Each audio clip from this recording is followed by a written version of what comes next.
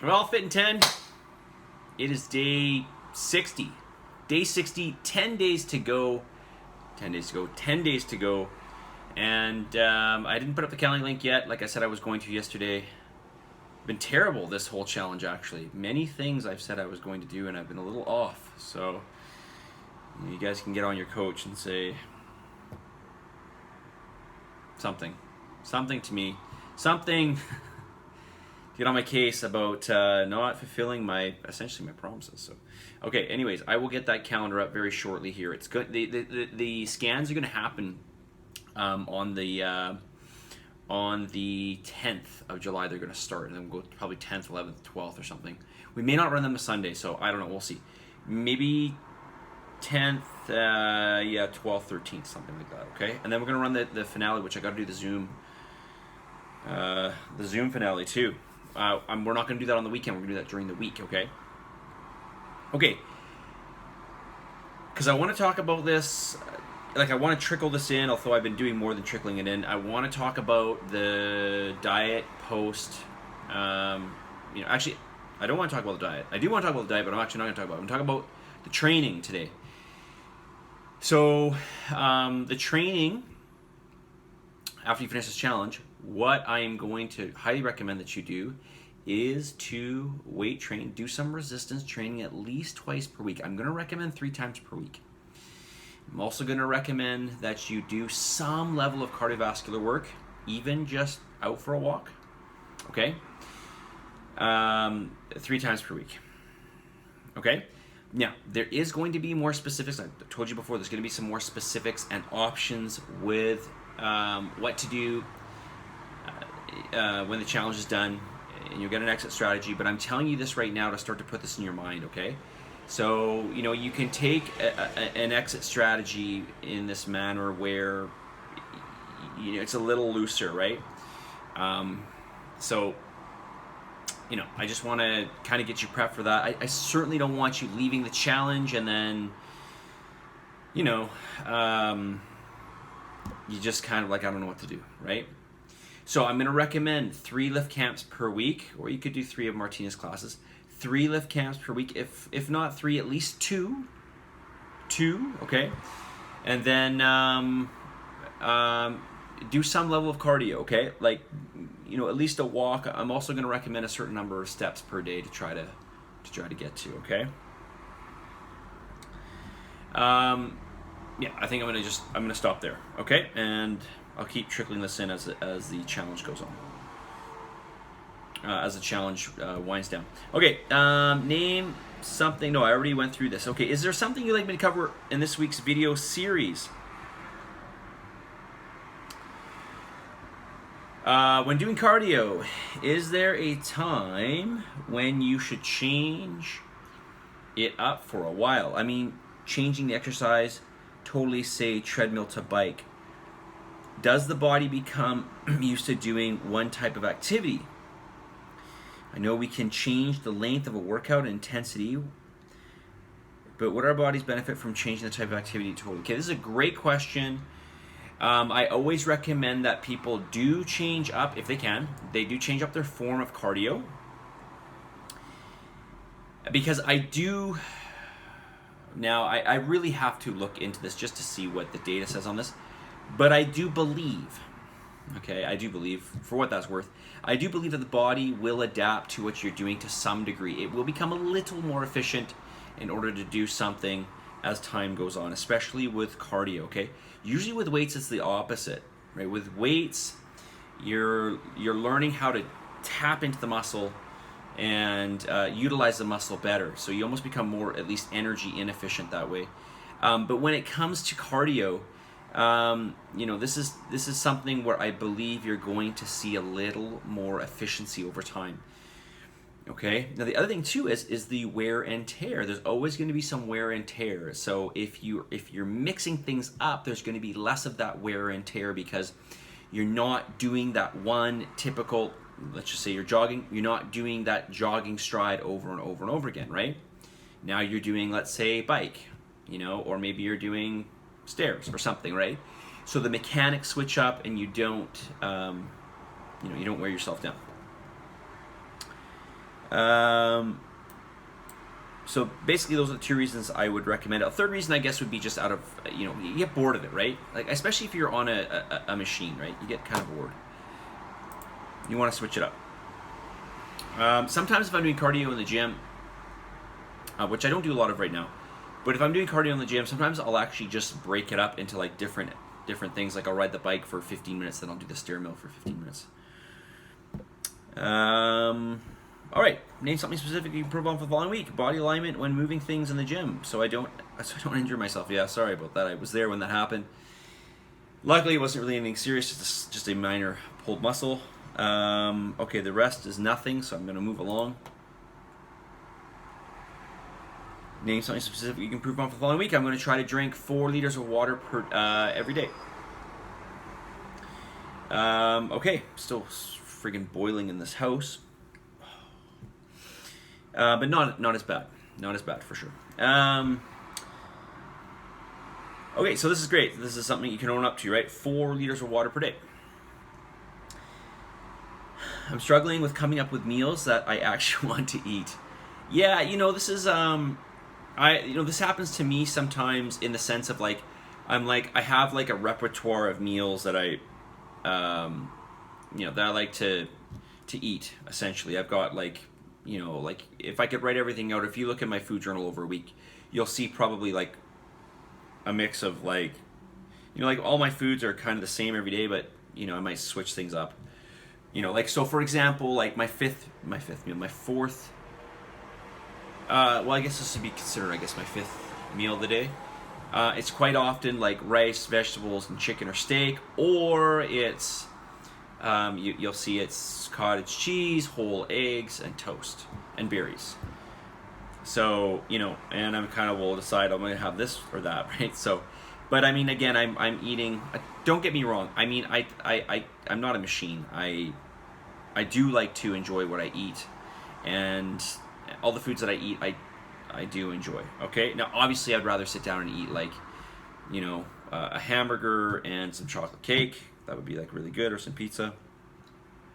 But to some degree, you're just going to have to, try to seek out the foods that you love. Okay, look for the foods look for those real whole foods that you like, and implement them into your diet. Okay, that's what I'm going to suggest you do. Real whole foods that you like, combinations that you like. Like I made potatoes last night, and I baked them I buy those little mini potatoes, like those golden nugget potatoes, and I bake them in the oven. I like to over bake them a little bit, and those are like a really good, I don't want to call them a treat, but I enjoy eating them. So you got to just find these little things that that you look forward to, right? Okay, another one here.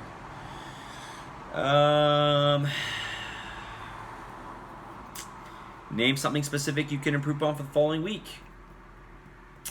Get into a routine of doing morning lift workouts. Okay.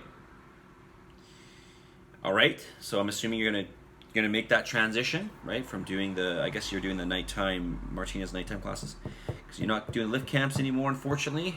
Do miss you there. Name something specific you need help with. Overhead press. The second person says, overhead press exercise have been difficult for me. Whether it's military press, dumbbell, overhead press, overhead triceps, I find it hard to get full ROM due to stiffness. Stiffness with what? Okay, stiffness in the shoulders or the elbows, or both. So maybe you want to just write me quickly. I mean, I'm going to try to get through everything here soon. I mean, I'm on basically entry 18. Okay, so I got basically 18 more to go to the beginning, or to the latest feedback. Okay, so write me back and let me know. For my scans, my skeletal muscle mass seems to remain constant. How can I add, see gains in this area? Okay, this is a great question, and I'm at 9:37. I'm going to answer this. So first of all, when you gain or lose a little bit of muscle tissue, you may not see that. You probably won't see it, or it's very possible not to see it on your scan. I've gone through this many times, but still people ask me this question. So you've got basically two aspects to the muscle, right? You've got the muscle tissue, and you've got the glycogen, essentially the water, okay, in the muscle. And that water will go up and down. It's just, your muscles store carbohydrates in the form of glycogen, and we use this store of energy throughout the day. It's being replenished, it's being depleted, it just goes up and down. It's very hard to control. Bodybuilders, if they're getting ready for stage, or even triathletes, long distance athletes, they will do a carbohydrate load, okay? That is something you can kind of time and gauge for.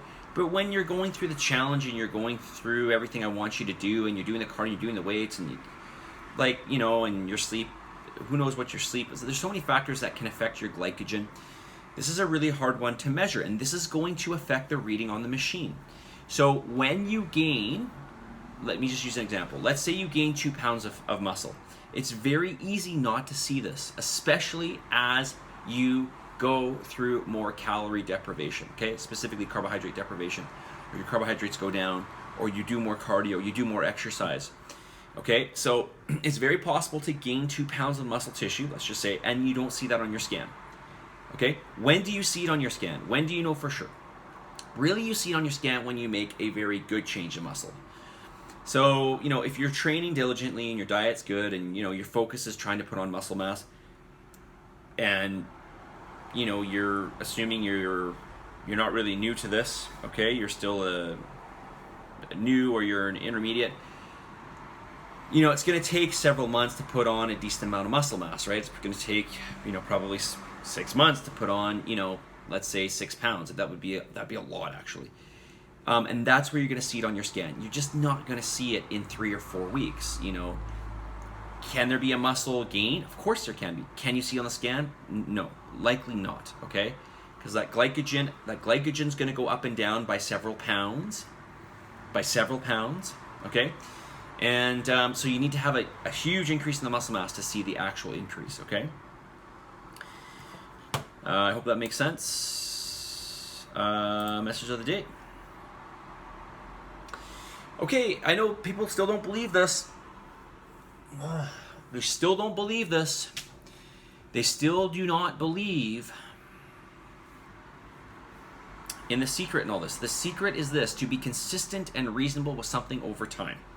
Okay? Now, if you're trying to get to a super low body fat, something that your body's not used to, something that's a little bit uncomfortable, you're probably going to have to go through some painful times with diet. That's just the way it is. So, you may see, you may have seen people you may see an athlete or something, or somebody who's got a very low body fat percentage, and they always seem to maintain that. That's more genetic. Now, that's not to say you can't get there, okay? But, you're going to have to do something that's going to be more, how did I get to that from this? My point is this. For you to maintain something that is, something that I think you're probably going to be happy with, unless you're trying to get ready for stage, which is what I was basically talking about. For most people, it's just being reasonable and consistent with a decent amount of calories, okay? If you're trying to get your body fat down to a reasonable level, you don't need to do anything extreme. Extreme only happens when you're trying to produce an extreme result, okay? An extreme result with, I'm talking low body fat percentages. But to have a healthy body fat percentage, for a male to be 15%, for a female to be 20%, you don't need to do this crazy diet stuff. You don't need to do what I call reckless dieting, okay? Well, that's what I call if you're especially for somebody who's got super high body fat percentage and you're doing super low calories. This is just crazy. This is crazy land. You don't need to go there until you absolutely have to, okay? You don't need to do Biggest Loser, okay? These people are nuts. They're absolutely nuts. So, by the way, if you look at all of the previous Biggest Losers, with the exception of one person, all those people gained back their weight, right? Why? Because it wasn't sustainable, right? The whole point of this is to give you something sustainable. Anyways, back to my message here. What is the secret in all this? To be consistent and reasonable, okay? Okay, unless we're talking about something where we're trying to create an extreme result, that's going to require more. But the secret in all this to get to a healthy body fat percentage and maintain it is just to be reasonable and consistent, okay? And if you want more, you may have to be a little bit unreasonable and still be consistent, okay? All right, positive energy, positive vibes, believe in yourself, for the love of God, give some gratitude. I'll talk to y'all very soon. Have a wonderful night. Looks like it's going to cool down tomorrow, so hooray, hooray, hooray. All right, see you guys.